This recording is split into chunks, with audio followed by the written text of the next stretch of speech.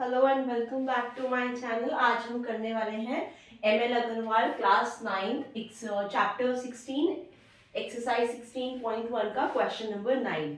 तो क्वेश्चन क्या बोल रहा है, एक ट्राइंगल दे रखा है हमें। मैं यहाँ ट्राइंगल ड्रॉ कर देती हूँ। एक ट्राइंगल गिवन है। इस ट्राइंगल की जो साइड्स हैं उनका रेशियो दे रखा है।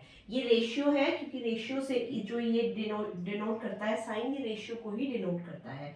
तो इसकी 3 साइड्स है और 3 रेशियो यहाँ पर दे रखे हैं। ओके, तो ये है आपका 3:4:5 के रेशियो में।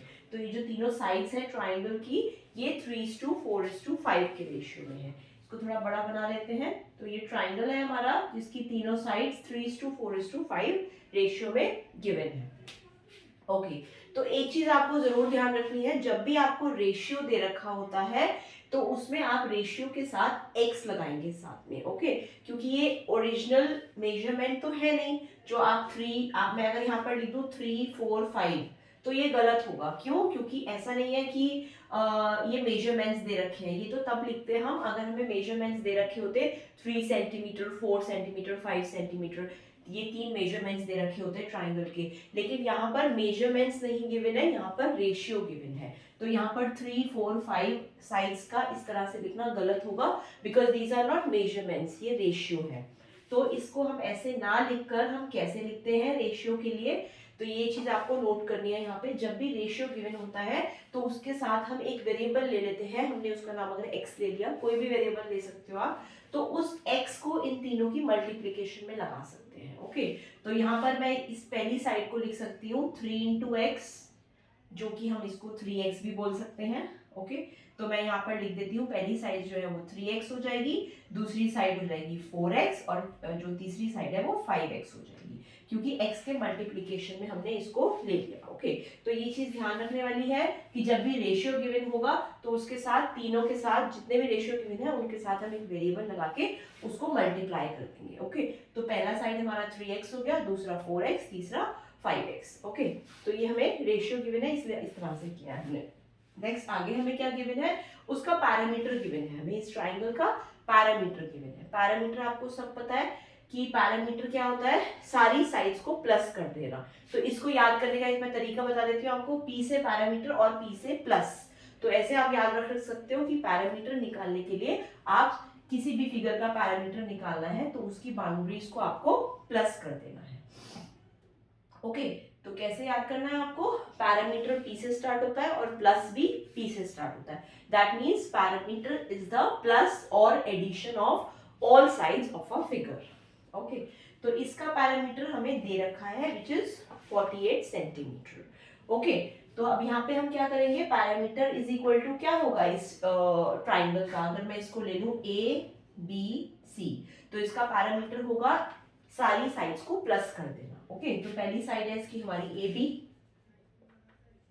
दूसरी साइड है हमारी बी सी और तीसरी साइड है हमारी सी ए। तो इन तीनों को मैंने ऐड कर दिया, यही इसका पैरामीटर होगा। अच्छा, पैरामीटर हमें गिवन है 48, तो मैंने p की जगह यहाँ 48 लिख दिया, इज इक्वल टू की जगह इज इक्वल टू लिख दिया। अब हम ये पुट कर देते हैं वैल्यूज। ए बी हमें कितना गिवन है 4x, प्लस बी सी हमें कितना गिवन है 5x, प्लस सी ए हमें कितना गिवन है 3x। ओके, ये आगे पीछे भी हो सकता है, कोई प्रॉब्लम नहीं है। आप 3x plus 4x plus 5x भी लिख सकते हो या आगे पीछे भी लिख सकते हो। ओके, तो अब हम इसको सॉल्व करते हैं। 48 is equal to 4x plus 5x plus 3x, इन तीनों को अगर हम ऐड करेंगे तो कितना हो गया, ये 5, 6, 7, 8, 9, 10, 11, 12x। ओके, तो ये 12x हो गया हमारा ऐड करके। तो अब इसको हम स्वैप कर लेते हैं, 12x is equal to 48। Okay, swap क्यों करा है हमने, क्योंकि जब हम x की वैल्यू निकालेंगे तो x लेफ्ट साइड में ज्यादा अच्छा लगता है देखने में। ओके, तो हमें x निकालना है, यहाँ पर ये इक्वेशन फॉर्म हो गई है, इसको हम x की वैल्यू निकाल लेते हैं। 12 जो है x के साथ मल्टीप्लीकेशन में है, वो इक्वल टू के उधर जाके डिवीजन में हो जाएगा। ऑलराइट, तो x इज इक्वल टू क्या हो जाएगा 48 डिवाइड बाय 12। 12 4s are 48, इसको मैं कट करती हूँ तो ये 4 आ गया। तो दैट मीन्स x की वैल्यू आ गई 4 सेंटीमीटर। ऑलराइट, तो 4 आ गई x की वैल्यू। अब हमें क्या करना है, अब हम सिंपल तीनों की वैल्यूज निकाल लेते हैं, तीनों साइड्स की। सबसे पहला हमारा AB है, तो AB की क्या आ जाएगी, यहाँ पर लिख लेते हैं ए बी हमारा है is equal to, A B 4x है तो ये हो जाएगा 4 मल्टीप्लाई बाय x की वैल्यू कितनी आई है हमारी 4 ही आई है, तो ये 4 मल्टीप्लाई बाय 4 कितना हो गया 16। दैट मींस ए बी की वैल्यू आ गई हमारी 16, तो ये हो गया हमारा 16। नेक्स्ट है हमारी बी सी, तो बी सी कितना है हमारा इज इक्वल टू 5x, तो ये हो जाएगा 5 मल्टीप्लाई बाय 4, क्योंकि x की वैल्यू हमारी 4 निकल के आई है, तो ये हो जाएगी 20 सेंटीमीटर। तो हमारी यहाँ पर ये आ गई 20 सेंटीमीटर। ओके, अब हम AC निकाल लेते हैं। AC इज इक्वल टू कितना होगा 3x, that means 3 multiply by 4, तो ये कितना आ गया 12। तो हमारा ये कितना आ गया 12 सेंटीमीटर। तो एक पहली साइड आ गई हमारी 16 सेंटीमीटर, 20 सेंटीमीटर और 12 सेंटीमीटर, तीनों साइड्स हमारी निकल के आ गई। अब हमें क्या करना है, इसका एरिया निकालना है। एरिया निकालने के लिए हम कौन सा फॉर्मूला अप्लाई करेंगे, हीरोज फॉर्मूला। वो तब अप्लाई करते हैं जब हमें कोई ट्राइंगल का एरिया निकालना होता है और ट्राइंगल की तीनों साइड्स गिवन होती हैं।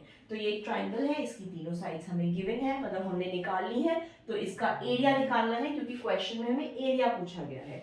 तो वंस हमने इन तीनों की ट्राइंगल की तीनों की साइड्स हमने मेजर करनी है, कैलकुलेट करनी है, तो अब हम इसका एरिया निकाल सकते हैं हीरोज फॉर्मूले से। ओके, तो हम एरिया निकालते हैं अब सबसे पहले। तो हीरोज फॉर्मूले के अकॉर्डिंग अगर मैं इसमें हीरोज फॉर्मूला अप्लाई करती हूँ, मैं दोबारा से इस ट्राइंगल को ड्रॉ कर लेते हैं एक तरफ।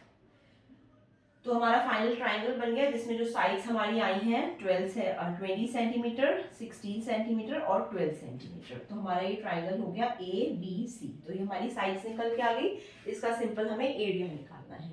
तो हम हीरोज फॉर्मूला अप्लाई करेंगे। हीरोज फॉर्मूला क्या होता है, एरिया निकालने के लिए हीरोज फॉर्मूला होता है अंडर रूट में s माइनस a, ये सब मल्टीप्लीकेशन में है, multiply by s minus b multiply by s minus c। Okay, तो ये एरिया निकालने का फॉर्मूला है जो कि हीरोज फॉर्मूला बोलते हैं इसको। ये तब लगाते हैं जब ट्राइंगल की तीनों साइड्स गिवन होती हैं, जिसमें कि ए बी सी क्या होता है, ये तीनों साइड्स जो है वो ए बी सी है।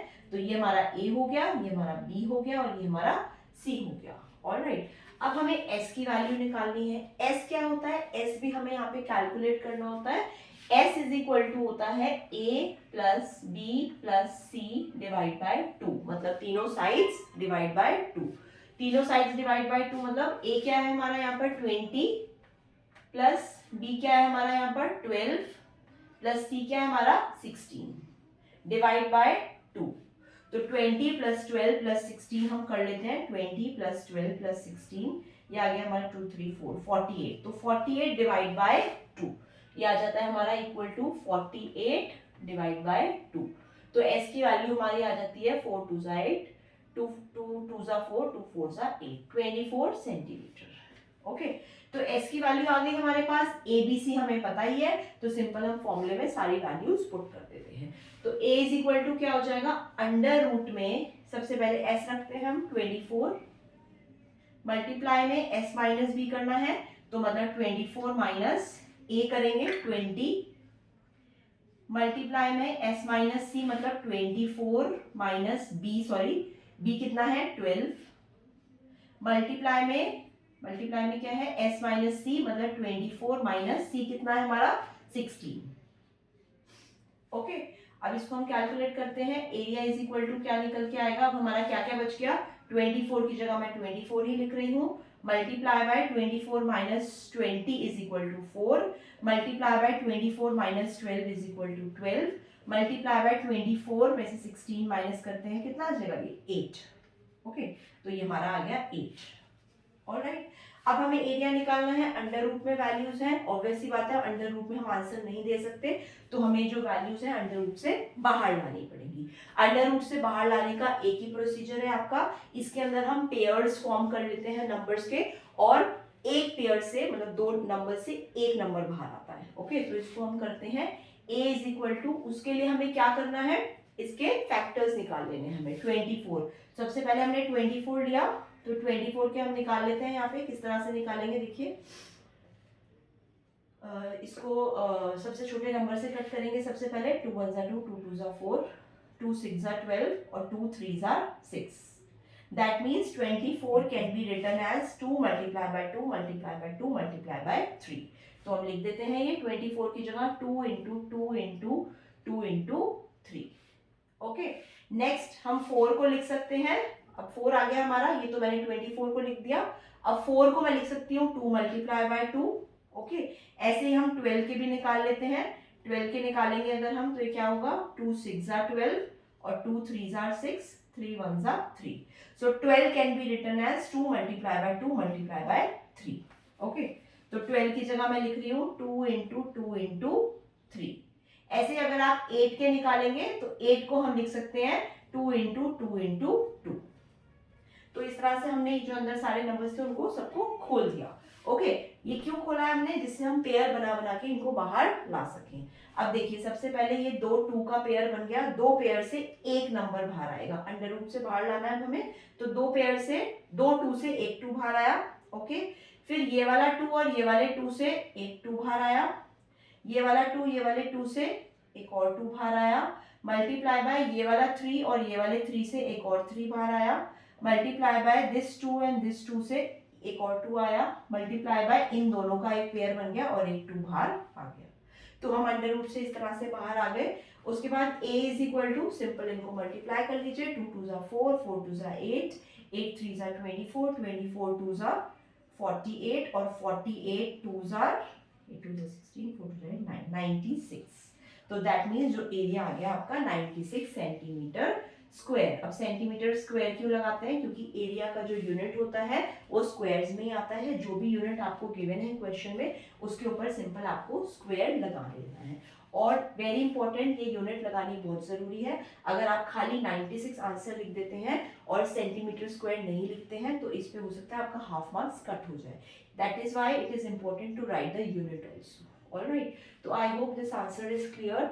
हम पूरी ML अग्रवाल बुक करने वाले हैं, बुक कवर करने वाले हैं ICSE बोर्ड क्लास 9 की। अभी हमारा चैप्टर 16 चल रहा है। कमेंट करके बताइए कि नेक्स्ट चैप्टर हम कौन सा स्टार्ट करें। So thank you so much for watching, subscribe to my channel.